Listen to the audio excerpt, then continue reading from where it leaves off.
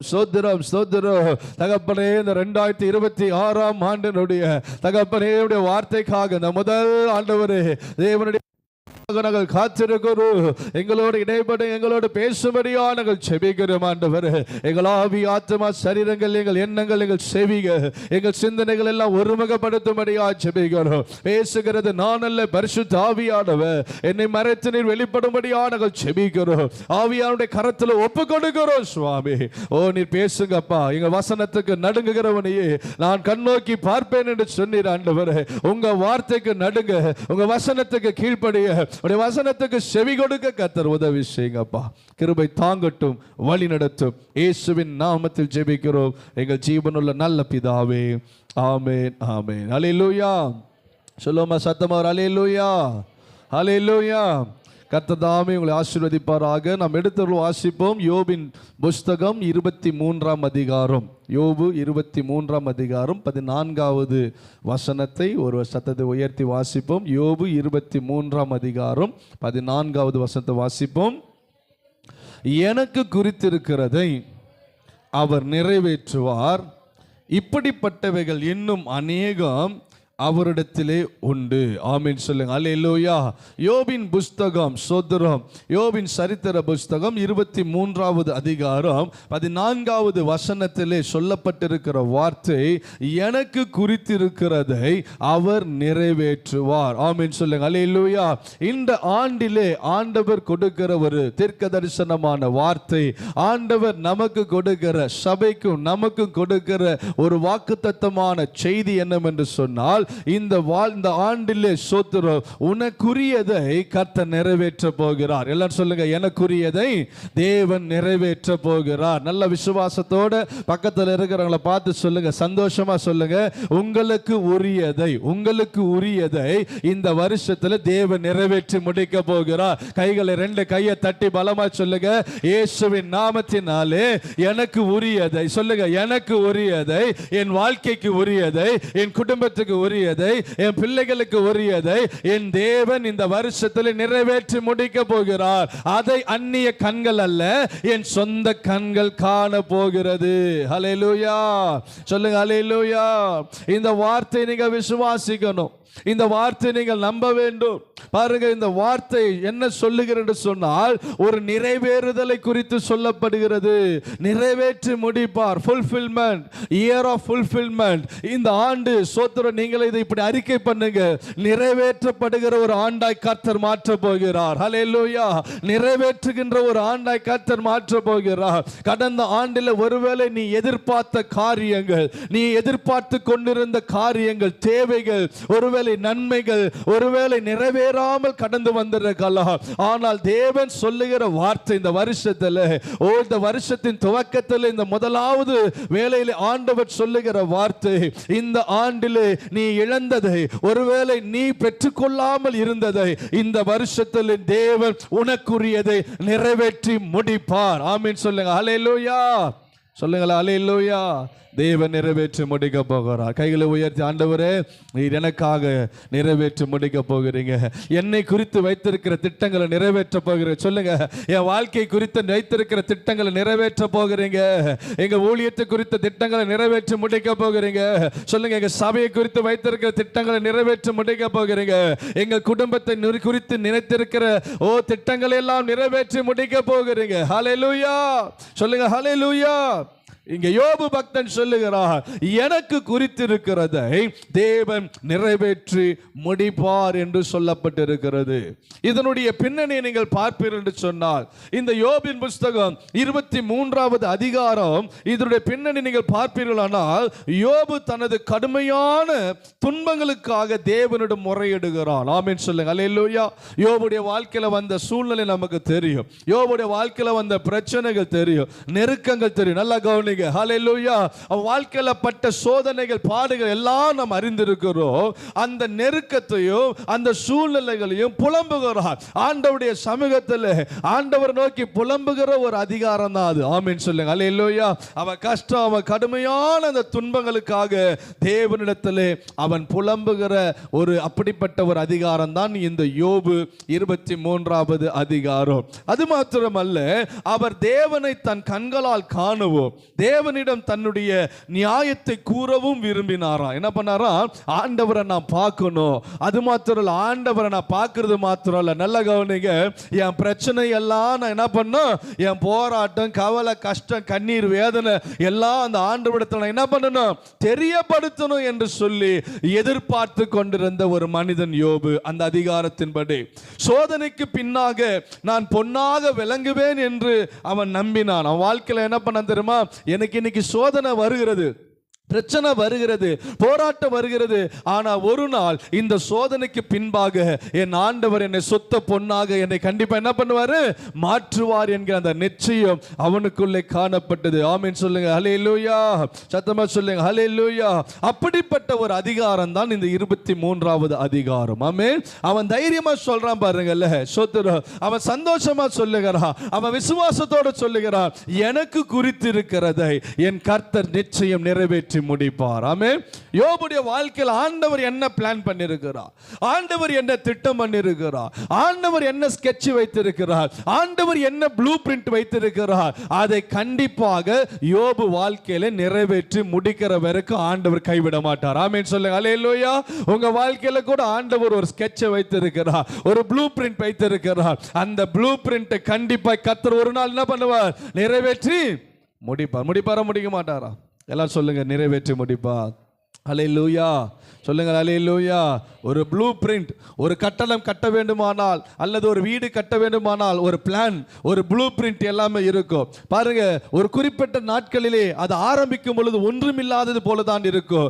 ஆனால் ஒரு நாட்கள் வரும் பொழுது அந்த ப்ளூ பிரிண்ட், அந்த ஸ்கெட்சில் என்ன இருக்கிறதோ அதே போல ஒரு நாள் என்ன பண்ணோம், கொண்டு வந்து வடிவத்தில் பார்க்க போகிறோம். ஆனால் அதற்கு இடையில் ஒருவேளை நிறைய காரியங்கள் நடந்திருக்கலாம். ஆனாலும் ஒரு நாள் கர்த்தர் அந்த ப்ளூ பிரிண்ட் படி அந்த வீட்டை என்ன பண்ணிருப்பார், கட்டி முடித்திருப்பார். அதே போலதான் நம்முடைய வாழ்க்கையில கூட ஆண்டவர் நமக்கென்று ஒரு ப்ளூ பிரிண்ட் வைத்திருக்கிறார், நமக்கென்று ஒரு பிளான் வைத்திருக்கிறார், நமக்கென்று ஒரு திட்டம் வைத்திருக்கிறார். அந்த திட்டத்தை ஒரு நாள் கண்டிப்பா நிறைவேற்றி முடிப்பார். கைகளை தட்டி ஆண்டவரை மகிமைப்படுத்தி சொல்லுங்க, ஆண்டவரே, என் வாழ்க்கைக்காக வைத்திருக்கிற ப்ளூ பிரிண்ட், என் வாழ்க்கைக்காக வைத்திருக்கிற பிளானை, ஒரு நோக்கத்தை கண்டிப்பா நீங்க நிறைவேற்றி முடிக்க போகிறீங்க. வாசிங்க ரோமரின் புஸ்தகம், ரோமர் நிருபம் 8ஆம் அதிகாரம் 29வது வசனத்தை வாசிப்போம். ரோமர் 8வது அதிகாரம் 29வது வசனத்தை வாசிப்போம்.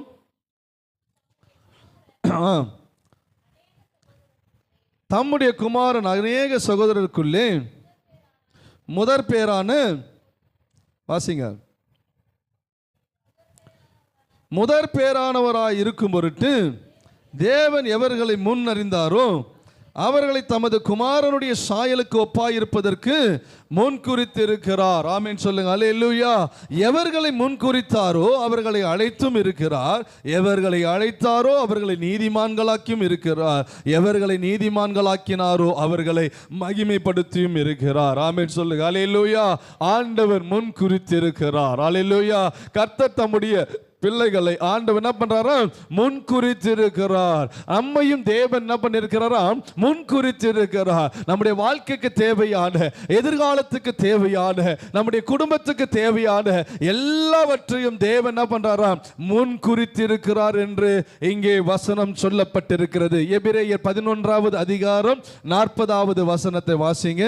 எபிரேயர் 11வது அதிகாரம் 40வது வசனத்தை வாசிங்க. கடைசி வசனம் 40ஆம் வசனம். அவர்கள் நம்மை அல்லாமல் பூரணராகாதபடிக்கு விசேஷித்த நன்மையானதொன்றை தேவன் நமக்கென்று முன்னதாக நியமித்திருந்தார். ஆமென் சொல்லுங்க. அல்லேலூயா. இங்கே வார்த்தை சொல்லுகிறது, தேவன் நமக்கென்று நன்மையானதொன்றை முன்னதாகவே நியமித்திருக்கிறார். ஆமென் சொல்லுங்க. அல்லேலூயா. நான் சொல்றேன், இன்றைக்கு இந்த காலை வேளையில கூட இந்த வார்த்தை கேட்டுக்கொண்டிருக்கிற சகோதரனை சகோதரியே, உங்களுக்காக சோத்திரம் ஒரு நன்மையானதை முன்கூட்டியே ஆண்டவர் ஏற்படுத்தி வைத்து விட்டார். கைகளை தட்டி ஆண்டவரை மகிமைப்படுத்தி சொல்லுங்க ஹல்லேலூயா. சொல்லுங்க ஹல்லேலூயா. ஆண்டவர் முன்கூட்டியே குறித்து வைத்திருக்கிறார், முன்கூட்டியே அவர் நியமித்திருக்கிறார். அந்த முன்கூட்டியே குறித்திருக்கிறதை கர்த்தர் கண்டிப்பா என்ன பண்ணுவாரு?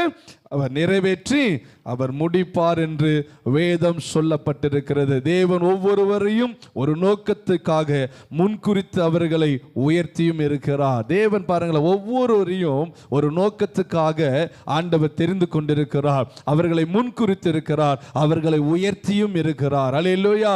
வேத புஸ்தகத்தில் பார்த்தீங்கன்னா எவ்வளோ பரிசுத்தவான்களை பார்க்கலாம். எத்தனையோ மனிதர்களை ஆண்டவர் முன்குறித்தார், அவர்களை தெரிந்து கொண்டார், அவர்களை ரட்சித்தார், அவருடைய வாழ்க்கையை உயர்த்தினார், அவருடைய வாழ்க்கையை மேன்மைப்படுத்தினார். அல்லேலூயா.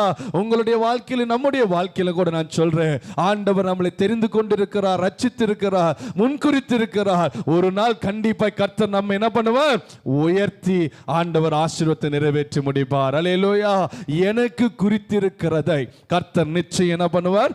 அவர் நிறைவேற்றி முடிப்பார் என்று சொல்லப்பட்டிருக்கிறது. ஆமென் சொல்லுங்க. அல்லேலூயா. பாருங்க, சவுல் என்கிற ஒரு வாலிபர், சவுல் என்கிற ஒரு மனிதன், அவனுடைய தகப்பனாருடைய கழுதையை தேடிக்கொண்டு போனவன். ஆமென். அவனுடைய கழுதையை தேடிக்கொண்டு போனவனை கர்த்தர் முன்குறித்ததினாலே அவனுக்கு ஆண்டவர் அவனுக்கு முன்குறித்த காரியத்தை நிறைவேற்றி முடித்தார். ஆமென் சொல்லுங்க. அல்லேலூயா. அவனே நினைத்து பார்த்திருக்க மாட்டார். பாருங்க, நாளா ராஜாவா ஆகுவேனா, நாளா அரசனாய் மாறுவேனா? கழுதையை தேடிக்கொண்டு போன சவுலை கர்த்தர் இஸ்ரவேல் தேசத்துக்கு ராஜாவாய் கர்த்தர் மாற்றினார். ஆமென் சொல்லுங்க. அல்லேலூயா. எனக்கு குறித்திருக்கிறதை தேவன் நிறைவேற்றி முடிப்பார். ஆமென் சொல்லுங்க. அல்லேலூயா. தாவீது சாதாரண ஆடு மேய்க்கிறவனாய் இருந்தார். ஆனால் தேவனுடைய திட்டம் என்ன தெரியுமா? உன்னை இஸ்ரவேல் தேசத்துக்கு ராஜாவாக நான் முன்குறித்திருக்கிறேன். அதை கண்டிப்பா தேவன் என்ன பண்ணாரு? நிறைவேற்றி முடித்தார் என்று நாம் பார்க்கிறோம். ஆமென் சொல்லுங்க. அல்லேலூயா. அது மாத்திரமல்ல, எலிசா என்கிற ஒரு தீர்க்கதரிசி தன்னுடைய நிலத்தை ஏர் மாடுகளை பூட்டிக் கொண்டு அவன் உழுது கொண்டிருக்கிறார். அந்த நேரத்தில் கர்த்தர் அவனை அழைக்கிறார். அவன் பாருங்க, அது எல்லாவற்றையும் விட்டு அவன் ஊழியத்துக்கு புறப்பட்டு போகிறார். ஒரு மிகப்பெரிய தீர்க்கதரிசியாய் கர்த்தர் மாற்றினார். ஆமென் சொல்லுங்க. அல்லேலூயா. ஒரு சாதாரண அற்பமான வேலையில இருந்தவர்கள், ஆனால் தேவனுடைய திட்டம் என்ன தெரியுமா?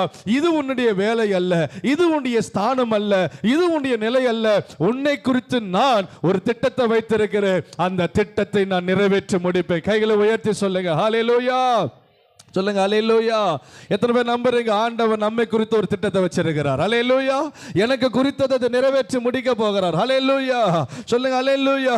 சாதாரண மீன் பிடிக்கிறவர்களாய் இருந்தவர்கள், பேதை இல்லாதவர்கள், ஞானம் இல்லாதவர்கள், அறிவில்லாதவர்கள், சோத்திரம், அப்படிப்பட்ட மீன் பிடிக்கிறவர்கள், அவர்கள் சோத்திரம், ஆண்டவர் என்னத்துக்கு முன்குறித்தார் தெரியுமா? 12 அப்போஸ்தலர்களிலே ஒருவர்களாக கர்த்தரை முன்குறித்தார். ஆமென் சொல்லுங்க. அல்லேலூயா. நான் சொல்றேன், இன்றைக்கு நம்மையும் தேவன் ஒரு நோக்கத்துக்காக தெரிந்து கொண்டிருக்கிறார். நம்மையும் ஆண்டவர் சூஸ் பண்ணி இருக்கிறார். இன்றைக்கு இருக்கிற நிலைமைக்காக அல்ல, இன்றைக்கு இருக்கிற சூழ்நிலைக்காக அல்ல. இதை பார்த்து நீங்கள் அப்படியே நின்று விடாதீர்கள். இதை விட பெரிய காரியங்களை கர்த்தர் என் வாழ்க்கையில செய்வதற்காக என்னை முன்குறித்தார். கைகளை தட்டி ஆண்டவரை மகிமைப்படுத்து. ஆண்டவரே, நீர் என் வாழ்க்கை முன்குறித்து இருக்கிறீங்க, உமக்கு நன்றியோடு உம்மை ஸ்தோத்திரிக்கிறேன். எனக்கு குறித்திருக்கிறதை தேவன் கண்டிப்பா என்ன பண்ணுவாராம்? நிறைவேற்றி முடிப்பார். யோபுடைய வாழ்க்கையில 2 பகுதியாக நம்ம பிரிக்கலாம். ஒன்று, யோபுடைய சூழ்நிலை தெரியுமா? சோத்திர கசப்பு, சோத்திரம், கசப்பான நிகழ்காலம் ஆசீர்வாதமான எதிர்காலமாய் மாறினது. யோபுடைய வாழ்க்கையில் என்ன சொல்றது? பிட்டர் பிரசன்ட் சொல்றார். பிட்டர் பிரசன்ட், கசப்பான அனுபவம், கசப்பான நிகழ்காலம் ஆசீர்வாதமான எதிர்காலமாய் மாறினது. ஆமென் சொல்லுங்க. அல்லேலூயா. யோபுடைய வாழ்க்கை கசப்பான அனுபவம், கசப்பானது, எல்லாம் இழந்தான். ஆனால் முடிவு எப்படித்தமா இருந்தது? ஆசீர்வாதமான எதிர்காலம். எல்லா கைகளை உயர்த்தி சொல்லுங்க, ஆண்டவரே ஒருவேளை நான் ஒருவேளை கசப்பான அனுபவத்திலே நான் வந்திருக்கலாம், ஆனால் முடிவு ஆசீர்வாதமான அனுபவத்துக்கு என்ன கொண்டு போக போகிறீங்க. ஆமென் சொல்லுங்க, அல்லேலூயா சொல்லுங்க, அல்லேலூயா. யோபின் புஸ்தகம் 42ஆம் அதிகாரம் 9வது வசனத்தை வாசிங்க. யோபின் புஸ்தகம் 42வது அதிகாரம் 9வது வசனத்தை வாசிக்கும் போது வாசிங்க. அப்பொழுது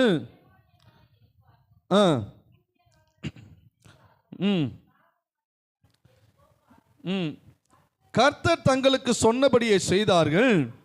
அப்பொழுது கர்த்தர் யோபின் முகத்தை பார்த்தார். எல்லாரும் சொல்லுங்க, கர்த்தர் யோபின் முகத்தை பார்த்தா. இதுவரைக்கும் அப்போ ஆண்டவர் யோபின் முகத்தை பார்க்கலையா? அப்படிலாம் இல்லை, தான் வேலை வரவேற்க ஆண்டவர் வெயிட் பண்றார். ஆமென் சொல்லுங்க, ஹல்லேலூயா. அப்பனா ஆண்டவர் இதுவரைக்கும் இந்த 40 அதிகாரத்துக்கு முன்னாடி அவன் எவ்வளோ கஷ்டப்பட்டான, வேதனைப்பட்டான, இழந்தானு, எல்லாற்றும் கைவிடப்பட்ட நிலைமையில் இருந்தான்னு அப்படிலாம் இருந்தான். அப்போ ஆண்டவர் அவனை பார்க்கவே இல்லையானா? கிடையாது, ஆண்டவர் பார்த்து கொண்டு தான் இருந்தார். ஆனால் தன்னுடைய வேலை வருகிற வரை கர்த்தர் காத்து கொண்டு இருந்தார். கரங்களை உயர்த்தி சொல்லுங்க, ஆண்டவரே என்னையும் நீங்க பார்த்து கொண்டு தான் இருக்கிறீங்க, என் சூழ்நிலையை பார்த்து கொண்டு தான் இருக்கிறீங்க, என் நிலைமையை பார்த்து கொண்டு தான் இருக்கிறீங்க. நீங்க எங்களை விட்டு போகல, கைவிடல, ஒதுங்கி போகல. ஆனா ஒரு வேலை வர்ற வரைக்கும் நீங்க பார்த்து இருக்கிறீங்க. சீக்கிரத்தில் கர்த்தர் எனக்கு உரியதை தேவன் நிறைவேற்றி முடிக்க போகிறீங்க. ஆமென் சொல்லுங்க, ஹல்லேலூயா சொல்லுங்க, ஹல்லேலூயா. தேவன் நமக்கு உரியதை நிறைவேற்றி ஆண்டவர் முடிக்க போகிறார். நீங்க அதே அதிகாரத்தில் நீங்க வாசித்தீங்கன்னா 16ஆம் வசனத்தை வாசிங்க. யோபு 42:16 வாசிங்க. இதற்கு பின்பு யோபு 140 வருஷம் உயிரோடு இருந்து 4 தலைமுறையாக தன் பிள்ளைகளையும் தன் பிள்ளைகளுடைய பிள்ளைகளையும் கண்டான். யோபு நெடுநாள் இருந்து பூரண வயதுள்ள மரித்தான். தேவன் குறித்த காரியம் என்ன தெரியுமா? யோபு அப்படியே ஓட்டாண்டியா அப்படியே செத்து போவது ஆண்டவருடைய திட்டம் அல்ல. யோபுடைய திட்டம் பாருங்க, ஆண்டவர் அவனுக்கென்று குறித்திருக்குது என்ன தெரியுமா?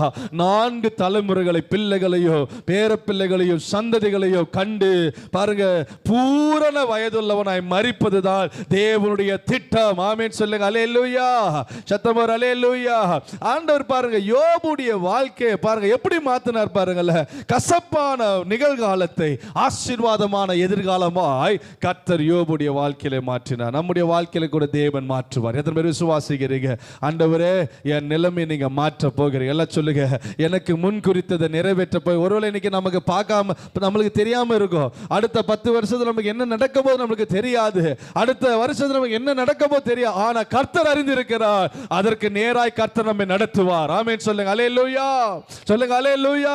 அடுத்த 10 ஆண்டுல எனக்கு என்ன நடக்க போகிறது? நம்முடைய குடும்பம் எப்படி இருக்க போகிறது? நம்முடைய வேலை எப்படி இருக்க போகிறது? என் வாழ்க்கை எப்படி இருக்க போகிறது? ஒருவேளை நாம் அறியாமல் இருக்கலாம், ஆனால் கர்த்தர் அறிந்து வைத்திருக்கிறார். கண்டிப்பாய் அதை உங்களுக்கு நிறைவேற்றி முடிப்பார். ஆமென் சொல்லுங்க, அல்லேலூயா. யோபுடைய வாழ்க்கையிலே 4 தலைமுறை பிள்ளைகளை கண்டு அவன் ஆசீர்வாதமாக வாழ்ந்தான். ஆமென். அதுதான் கர்த்தர் குறித்திருக்கிற காரியம். தேவன் குறித்த காரியம் என்ன தெரியுமா? இதுதான். பிசாசு குறிக்கிற காரியம் என்ன தெரியுமா? நீ இன்றைக்கு இல்லாமல் போவாய், நீ ஒன்றுமில்லாமல் போவாய், உன்னை அழிப்பேன் என்று பிசாசு நினைக்கிறா. ஆனால் கர்த்தர் குறித்திருக்கிறது நெடுநாளாய் நான் வாழ வேண்டும். ஆமென் சொல்லுங்க, அல்லேலூயா சொல்லுங்க, அல்லேலூயா. பாருங்க யோசேப்புடைய வாழ்க்கையில நீங்க பார்த்தீங்கன்னா 2 பகுதியா நீங்க பார்க்கலாம். யோசேப்புடைய வாழ்க்கை நீங்க பார்த்தீங்கன்னா, ஒன்று யோசேப்பினுடைய கனவு, தரிசனம், சொப்பனம். 2வது யோசேப்புடைய அதிகாரம், அத்தாரிட்டி. ஆமென் சொல்லுங்க, அல்லேலூயா. 2 காரியமா பிரிக்கலாம். ஒன்று, யோசேப்பு சொப்பன கண்கிறவராய் ஒரு மனிதனாய் காணப்பட்டார். 2வது யோசேப்பு அதிகாரம் உள்ளவனாய் காணப்பட்டான். ஆமென் சொல்லுங்க, அல்லேலூயா. நமக்கு தெரிந்த சம்பவம் தான். யோசேப்பை குறித்து நம்ம நிறைய கேள்விப்பட்டிருக்கிறோம், செய்திகளை கேட்கிறோம். யோசேப்பு சொப்பனம் காண்கிறவனாய் இருந்தான். சொப்பனத்தை போய் சொல்லுவான், உடனே அவனை பகைத்தார்கள். மீண்டும் சொப்பனம் காண்பான், போய் தன் தாய் தகப்பனிடத்தில் சொல்லுவான், உடனே அவனை கடிந்து கொண்டார்கள். மீண்டும் என்ன பண்ண சொப்பனம் சொல்லுவான், அவனை எல்லாரும் அடித்தார்கள், உதைத்தார்கள், குழியில தூக்கி போட்டார்கள், சிறைச்சாலையில் போட்டார்கள். சொப்பனத்துக்கு விளக்கம் சொல்றா, அவனை மறந்தே போயிட்டாங்க. ஆமென் சொல்லுங்க, அல்லேலூயா சொல்லுங்க, அல்லேலூயா. இது தேவன் யோசேப்பை குறித்து வைத்திருக்கிற திட்டம் அல்ல, யோசேப்புக்குன்னு ஒரு விசேஷித்த திட்டத்தை வச்சார். ஆமென் சொல்லுங்க, அல்லேலூயா சொல்லுங்கள், அல்லேலூயா. படுகொலியில் இருப்பது தேவ திட்டம் அல்ல, சிறைச்சாலையில் இருப்பது தேவ திட்டம் அல்ல, பகைக்கப்படுகிறது தேவ திட்டம் அல்ல, அப்படியே எகிப்திலே அவன் செத்து போறது தேவ திட்டம் அல்ல. அதை எல்லாவற்றை காட்டிலும் ஒரு உன்னதமான அதிபதி என்கிற அதிகாரம் உள்ள ஸ்தானத்தை கொடுக்கிறார் பாருங்க. அதுதான் கர்த்தர் குறித்திருக்கிற திட்டம். ஆண்டவர் ஆமென் சொல்லுங்க. அல்லேலூயா சொல்லுங்க. அல்லேலூயா. யோசேப்பினுடைய கனவு, அந்த சொப்பனம் நிறைந்த வாழ்க்கையை தேவன் அதிகாரம் உள்ள ஒரு வாழ்க்கையை கர்த்தர் மாற்றினார். ஆமென் சொல்லுங்க. அல்லேலூயா. பாருங்க, நீங்க ஆதியாகமம் 41ஆம் அதிகாரம் 44ஆம் வசனத்தை எடுத்து வாசிங்க சீக்கிரம். ஆதியாகமம் 41வது அதிகாரம் 44வது வசனத்தை வாசிங்க. நான் வசனத்தை மேற்கோள் காட்டுறேன். 41ஆம் அதிகாரம் 44வது வசனம். பின்னும் பார்வோன் யோசேப்பை நோக்கி, பார், எகிப்து தேசம் எங்கும், வாசிங்க, எகிப்து தேசத்தில் உள்ளவர்களில் ஒருவனும் உன் உத்தரவில்லாமல் உன் கையையாவது உன் காலையாவது அசைக்க கூடாது. ஆமென் சொல்லுங்க. அல்லேலூயா. தேவன் முன்குறித்து இருக்கிற திட்டம் என்ன தெரியுமா? யோசேப்பை பத்தி ஒருத்தன் கூட கையை ஆட்டக்கூடாது, காலை ஆட்டக்கூடாது. அந்த அதிகாரத்தை கர்த்தர் வச்சார். ஆமென் சொல்லுங்க. எத்தனை பேர் சொல்றீங்க கர்த்தர் நம்மையும் தேவன் அப்படியாக ஒரு அதிகாரத்தில், ஒரு உயரத்தில் கர்த்தர் நம்மையும் உயர்த்துவான்னு சொல்றவங்க கைகளை உயர்த்துவார். ஆமென் சொல்லுங்க. அல்லேலூயா. நீங்க விசுவாசித்தா ஆண்டவர் செய்வாருங்க. யோசேப்பு சாதாரண அடிமைதான், ஆனா அதிபதியா உயர்த்துறது தான் தேவ திட்டம். அல்லேலூயா. பாருங்க, நீங்க அதே அதிகாரத்திலே சோத்திரம் 28ஆம் வசனம், 43ஆம் அதிகாரம் 28ஆம் வசனத்தை வாசிங்க. ஆதியா 43 28வது வசனத்தை வாசிங்க. அதற்கு அவர்கள், எங்கள் தகப்பனாகிய உமது அடியான் சுகமாய் இருக்கிறார், இன்னும் உயிரோடு இருக்கிறார் என்று சொல்லி குனிந்து யாரை வணங்கினார்களா? சொல்லுங்க, யாரை வணங்கினாங்க? யோசேப்பை வணங்கினார்கள். சகோதரர்கள் ஒரு காலத்தில் பகைத்தார்கள், சகோதரர்கள் ஒரு காலத்தில் கடிந்து கொண்டார்கள், சகோதரர்கள் குழியில தூக்கி போட்டார்கள், சகோதரர்கள் அடிமையாக விற்றார்கள். ஆனால் அதே சகோதரரே ஒரு நாள் யோசேப்பிடத்தில் வந்து மண்டியிட்டு வணங்கும்படி கர்த்தர் செய்தார். ஆமென் சொல்லுங்க. அல்லேலூயா. தேவன் குறித்ததை நிறைவேற்றி முடிப்பா. அப்ப யோசேப்புக்குன்னு ஆண்டவர் வச்சிருந்த பிளான் என்ன தெரியுமா? அவன் அடிமையாக வந்து அடிமையாய் சாவதல்ல, அடிமையாய் வந்தவனை ஆண்டவர் அதிபதியாய் உயர்த்தினதுதான் கர்த்தர் வைத்திருந்த திட்டம். ஆமென் சொல்லுங்க. அல்லேலூயா. கைகளை உயர்த்தி சொல்லுங்க, ஆண்டவரே எங்க வாழ்க்கையும் கூட ஒரு அதிபதி ஸ்தானத்தில் உயர்த்த போகிறீங்க. சொல்லுங்களேன், ஒரு அதிகாரத்தில் எங்களை உயர்த்துங்கப்பா. எங்க வேலையில ஒரு அதிகாரம், எங்க தொழில ஒரு அதிகாரம், எங்க வீட்டில் ஒரு ஸ்தானத்தை உயர்த்துங்க. நாங்க எல்லாருக்கும் முன்னாக மேன்மை அடையணும், நாங்க தாழ்ந்து இருக்க கூடாதாப்பா. எங்க வாழ்க்கை ஒரு அதிகாரத்தில் இருக்கணும். இந்த வருஷத்துல தேவன் என்ன பண்ணணும்? எங்க ஸ்தானத்தை கர்த்தர் என்ன பண்ணணும்? உயர்த்த வேண்டும். ஆமென் சொல்லுங்க. அல்லேலூயா. இன்னொரு மனிதனை குறித்து நீங்க பார்க்கலாம், பவுலை குறித்து பார்க்கலாம். சவுலாக இருந்தவன் இப்பொழுது பவுலாக மாறுகிறான். ஆமென் சொல்லுங்க. அல்லேலூயா. வாசிங்க அப்போஸ்தலர் 9ஆம் அதிகாரம், அப்போஸ்தலர் 9ஆம் அதிகாரம் 15வது வசனம் 16வது வசனத்தை வாசிங்க. அப்போஸ்தலர் 9ஆம் அதிகாரம் 15வது வசனம் 16வது வசனம். அதற்கு கர்த்தர், நீ போ, புறஜாதிகளுக்கும் ராஜாக்களுக்கும் இஸ்ரவேல் புத்திரருக்கும் என்னுடைய நாமத்தை அறிவிக்கிறதற்காக நான் தெரிந்து கொண்ட பாத்திரனாய் இருக்கிறான். அவன் என்னுடைய நாமத்து நிமித்தம் எவ்வளவாய் பாடுபட வேண்டும் என்று நான் அவனுக்கு காண்பிப்பேன். பவுலை குறித்து ஆண்டவன் சொல்லுகிறான். இந்த பவுல் எப்படிப்பட்டவனா? அவன் துன்புறுத்தினவன், அவன் கொலைபாதகனாயிருந்தான், கிறிஸ்தவர்களை ஒடுக்கினவனாயிருந்தான். அப்படிப்பட்ட பயங்கரமான ஒரு மனுஷன்.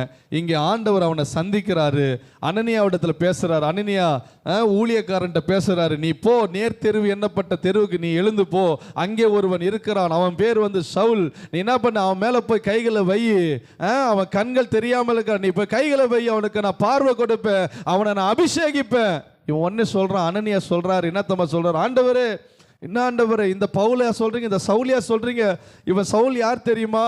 நான் எல்லாமே கேள்விப்பட்டிருக்கிறேன். பயங்கரமான மனுஷனாச்சு, கிறிஸ்தவர்களை துன்பப்படுத்தணும்னாச்சு, சபைகளை துன்பப்படுத்தணும்னாச்சு, நானே கேள்விப்பட்டிருக்கிறேன். ஆண்டவரே, இவனுக்காக போய் நீங்க ஜெபம் பண்ண சொல்றீங்க? எல்லாம் எனக்கு தெரியும், நீ போய் அவனுக்காக ஜெபம் பண்ணு. அவன் எவ்வளவா எனக்காக பாடுபட வேண்டும் என்று நான் திட்டம் பண்ணி வச்சிருக்கிறேன், நீ போய் அவனுக்கு ஜெபம் பண்ணு. ஆமென் சொல்லுங்க. அல்லேலூயா. சொல்லுங்க அல்லேலூயா. இந்த சவுலை தான் கர்த்தர் பவுலாய் மாற்றினார். அந்த பவுல் மூலமாக தான் இந்த புதிய ஏற்பாட்டில் இருக்கிற அதிகமான நிருபங்களை எழுதினது யார் தெரியுமா? இந்த அப்போஸ்தலனாகிய பவுல் தான் எழுதினார். ஒருவேளை நமக்கு தெரியாது, அந்த சவுலுக்கும் தெரியாது.